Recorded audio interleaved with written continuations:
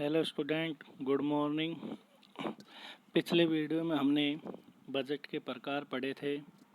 ठीक है जी। पहला पढ़ा था आम बजट, दूसरा पढ़ा था निष्पादन बजट, एक चौथा पढ़ा था पहले आउटकम बजट। ठीक है। आउटकम बजट में हमने कहा था कि कार्य वित्तीय प्रावधानों को ध्यान में रखकर आउटकम यानी कि ये सरकार द्वारा ये बताया जाता है जिस उद्देश्य के लिए हमने जो वित्त खर्च किया था, पैसा खर्च किया था, उसका क्या वो उद्देश्य पूरा हुआ है नहीं, उसका रिजल्ट क्या आया। ठीक है। आप पढ़ते हैं जीरो बेस बजट। ठीक है। जीरो बेस बजट कहता है जीरो बेस बजट शून्य आधारीय बजट का जनक अमेरिका के पीटर ए पायर को माना जाता है। ठीक है। एक नंबर का क्वेश्चन आता है जीरो बेस बजट के पद कौन है, तो जनक कौन है, अमेरिका के पीटर ए पायर। 1979 में इसे अमेरिका के राष्ट्रीय बजट में राष्ट्रपति जिमी कार्टर द्वारा अपनाया गया। यानी कि 1979 में इसे अमेरिका के राष्ट्रीय बजट में राष्ट्रपति जिमी कार्टर द्वारा अपनाया गया। तो एक नंबर का ये भी क्वेश्चन बनता है। शून्य आधारित बजट प्रणाली व्यय पर अंकुश लगाने की एक तार्किक प्रणाली है। इस प्रणाली में यानी कि तर्क द्वारा सोचने समझने की शक्ति, इस प्रणाली में विगत व्यय को आधार नहीं माना जाता। यानी कि इसे जीरो बेस लिए माना जाए जैसे पिछले विगत वर्षों, यानी कि मैंने पिछले वर्ष जो खर्च किया था, जैसे एक नॉर्मली हम क्लास में कोई शादी वगैरह में खर्च किया है कि भाई 5 लाख रुपए खर्च किए थे, फिर हमें वही सेम ही काम करना पड़े एक साल बाद, तो हम कहते हैं यार इतना पिछले साल 5 तो तब तो 6 लगेगा। नहीं, यहाँ पिछले विगत वर्षों को विगत व्यय को ध्यान में नहीं रखा जाता। यानी कि जो पिछले वर्ष किया या जो भी पीछा कोई खर्च किया गया उसको कोई आधार नहीं बनाया जाता। विगत व्यय को यानी पीछे वाले व्यय को लिए तर्क रूप से स्वीकार नहीं किया जाता। इस प्रणाली में प्रत्येक क्रिया कलाप को शून्य आधार से पुनः औचित्य निर्धारित करना पड़ता है। यानी कि जो भी कार्य करे उसके लिए शून्य शुरुआत से वह निर्धारित किया जाता है। पिछला विगत खर्चे को कोई भी आधार नहीं माना जाता है। मान के चलते शुरुआत से कोई नया कर रहे, न कि पुराने व्यय पर नए व्यय का प्रावधान करना।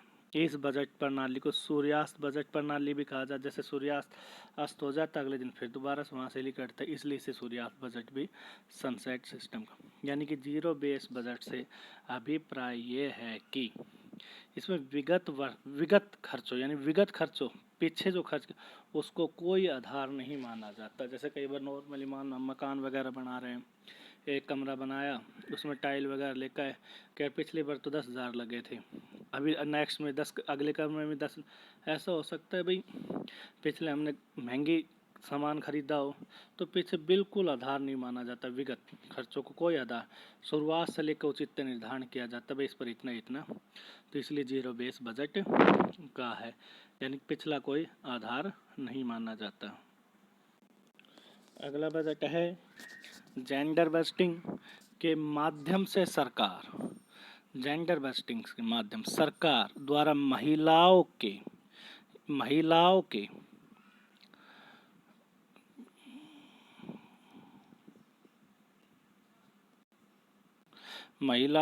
कल्याण और सशक्तिकरण पर ध्यान देती है।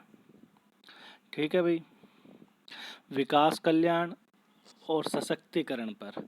सशक्तिकरण का मतलब क्या है, मजबूत, जैसे महिलाओं का सशक्तिकरण, उनके लिए स्वयं रोजगार चलाने के लिए उनको लोन वगैरह देना, तो सशक्तिकरण, उनको आत्मनिर्भर बनाना। संबंधित योजना और कार्यक्रमों के लिए प्रतिवर्ष बजट में एक निर्धारित राशि की व्यवस्था सुनिश्चित करने के प्रावधान किए जाते हैं। बजट के प्रावधान पुरुष और स्त्री के लिए अलग अलग तरीके से प्रभावित करते हैं। यहाँ जेंडर बस्टिंग महिलाओं के लिए नहीं, पुरुष और महिलाएं दोनों अलग अलग जेंडर, भाई कौन सा जेंडर मेल है फेल है, तो दोनों के लिए। बहुत से ज़्यादातर बच्चे क्या करते हैं महिलाओं के लिए नहीं, यहाँ तो महिलाओं के लिए विशेष क्या, जैसे भाई जेंडर फिर पढ़ लेते इसको।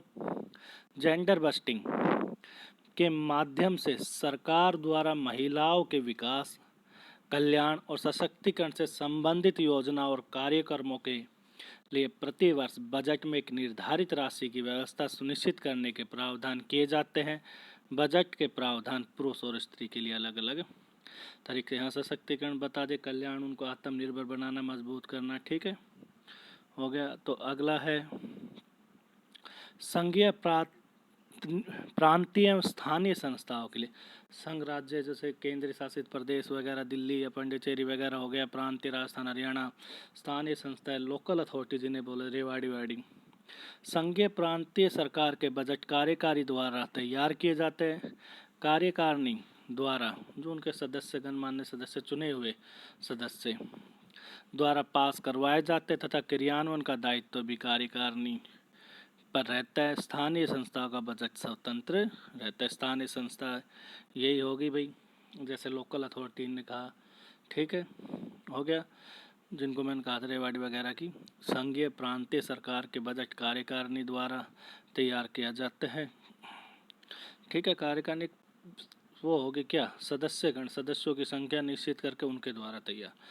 कार्यकारिणी द्वारा पास भी उनके द्वारा किया जाते हैं। इनके क्रियान्वयन का दायित्व भी कार्यकारिणी पर, यानी कि लागू करने का दायित्व भी इनके पर ही रहता है। स्थानीय बजट स्वतंत्र होता है। एक है सामान्य संकटकालीन। सामान्य बजट प्राय अपेक्षाकृत स्थायी प्रकृति के कार्यों से व्यवहार करते हैं, जबकि संकटकालीन बजट असामान्य या विशेष परिस्थितियों जैसे युद्ध, मंदी आदि से संबंधित होते हैं। दोनों के उत्तरदायित्व, भागीदारी और क्षमताएं अलग अलग होते हैं। ठीक है भाई, सामान्य बजट अलग है। महिलाओं में अधिकारों के प्रति जागरूकता का अभाव, शिक्षा के अवसरों में कमी और स्वतंत्र निर्णय न ले पाने इत्यादि परिस्थितियों के कारण जेंडर बस्टिंग का भारत जैसे विकासशील देश में पर्याप्त नहीं है। संकटकालीन, जैसे अब कोरोना वायरस चल रहे, संकटकालीन है, तो इसके लिए अलग से बजट बना दिया जाएगा भाई। सामान्य बजट प्राय अपेक्षाकृत स्थायी प्रकृति के होते हैं, जबकि संकटकालीन बजट असामान्य या विशेष परिस्थितियों जैसे युद्ध, मंदी आदि से संबंधित होते हैं। दोनों के उत्तरदायित्व, भागीदारी और क्षमताएं अलग अलग होती है। महिलाओं में अधिकारों के प्रति जागरूकता का अभाव, शिक्षा के अवसरों में कमी, स्वतंत्र निर्णय न ले पाना इत्यादि परिस्थितियों के कारण जेंडर बस्टिंग का भारत में विकास है। यानी कहता है शिक्षा के अवसरों में कमी, स्वतंत्र निर्णय न लेना, जैसे महिला वगैरह है, वे स्वतंत्र निर्णय नहीं ले सकते अपने परिवार के मुखिया के बिना। तो इस जो बजट उन पर किया जाता है, जैसे ग्रामीण क्षेत्रों में कोई महिला रोजगार वगैरह करना चाहती है तो उसके घर के मुखिया करने नहीं देते। ठीक है, तो स्वतंत्र, तो उस बजट के विकासशील पर्याप्त महत्व नहीं हुआ। ठीक है, हो गया भाई। तो एक बार देख लेते हैं, जैसे नॉर्मली जेंडर बस्टिंग क्या था, इसमें महिला और पुरुषों के लिए अलग अलग उनको मजबूत करने के लिए सशक्त राशि निश्चित कर दी जाती है। हाँ, मुख्य बात यहाँ महिलाओं के लिए बोली गई है भाई कि उनको मजबूत, उनको विकास कल्याण के लिए इतना पैसे यहाँ निर्धारित कर दिए जाते हैं। और बजट के प्रावधान पुरुष और स्त्री को लेकर अलग अलग होते हैं, पुरुषों के लिए अलग विचार और महिलाओं के लिए अलग। ठीक है, सशक्तिकरण यहाँ बताया गया था, मजबूती। ठीक है, तो हमने आउटकम बजट के बारे में बोला था, सामान्य बजट की तुलना में कठिन है। क्यों कठिन प्रक्रिया, इसमें फिर पढ़ लेते हैं, क्योंकि आउटकम बजट में प्रॉब्लम आती है। आउटकम बजट क्या है कि इसमें जो मैंने खर्च जो पेश किया जाता है सरकार द्वारा कि हमने जिस उद्देश्य के लिए आपसे पैसे संसद पास करो, तो वो उद्देश्य हमारा पूरा हुआ या नहीं। देखो, जिसमें वित्तीय प्रावधानों को परिणामों के संदर्भ में देखा जाता है। जो मैं पैसे खर्च कर रहा हूँ उसको परिणाम क्या रिजल्ट निकट कर आएंगे। ठीक है, संदर्भ में मूल्यांकन किए जा सकने, बजट में मूल्यांकन किए जा सकने लक्ष्यों का निर्धारण कि भाई हम मूल्यांकन कैसे करें। जैसे मैंने इसमें नॉर्मल उदाहरण भी दिया था, बार बार देता हूँ जी। शाजापुर है, यहाँ पर एक अंडरपास चाहिए पब्लिक को रोड क्रॉस करने के लिए। वो रोड क्रॉस करते हैं, लगभग हर साल 100 लोगों की डेथ होती है। सरकार बजट दे देगी, अब भी वही कंडीशन आ रही, 100 लोगों की डेथ हो रही है, तो हमारा जो बजट है वो बेकार है। तो वो जो 100 लोग जान बची या नहीं बची, जो हमने पैसा खरीदा उसका उद्देश्य पूरा हुआ या नहीं। तो इस लक्ष्य के इसलिए बोला है कि मूल्यांकन किए जा सकने वाले भौतिक लक्ष्यों का इस उद्देश्य से निर्धारण किया जाता है कि बजट के क्रियान्वयन गुणवत्ता को परखा जाना संभव हो सके।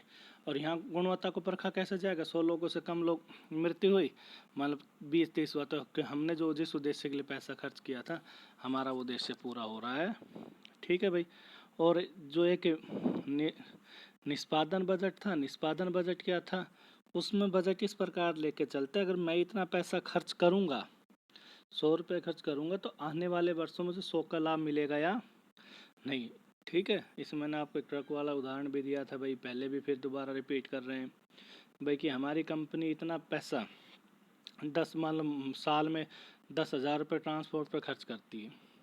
तो कहते हैं कि इतने में अगर हम अपना खुद का ट्रक लिया है, जो भी पैसे, मैं तो एक नॉर्मल उदाहरण देता हूँ, नहीं तो लाखों रुपए ट्रांसपोर्ट पर कंपनी खर्च करती है। ठीक है भाई, इतने ट्रक हम खुद ले आए तो हमारा काम भी हो जाएगा और वो भी। तो उसके आधार पर देख के निर्माण किया जाता है। कोई भी मशीन वगैरह, जैसे मैंने आटा चक्की कहा भाई, इतना लेके तो खुद का काम भी निकट जाएगा। ठीक है भाई।